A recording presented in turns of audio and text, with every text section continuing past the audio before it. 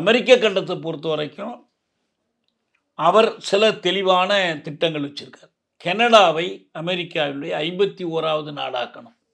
நம்ம இங்கே மாநிலம்னு சொல்கிறது தான் அவங்க நாடுன்னு சொல்லுவாங்க. அமெரிக்க ஐக்கிய நாடுகள். இப்போ 50 நாடுகள் இருக்குது.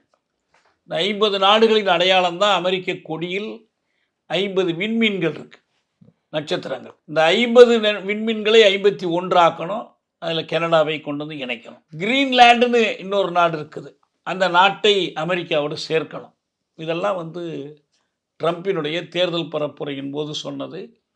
இப்பயும் சொல்லிக்கிட்டு இருக்கிறார். அடுத்தது என்னன்னு சொன்னால், உலகம் பூராவும் புவி வெப்பமாதலை பற்றிய ஒரு பெரிய கவலை நீடிக்குது. இந்த புவி வெப்பமாதலை கட்டுப்படுத்தணும், கார்பன் உமிழ்வுகள், கரிம உமிழ்வுகளை கட்டுப்படுத்தணும், சுற்றுச்சூழலை பாதுகாக்கணுங்கிறதுக்காக பாரிஸ் ஒப்பந்தம் செய்து கொள்ளப்பட்டுச்சு.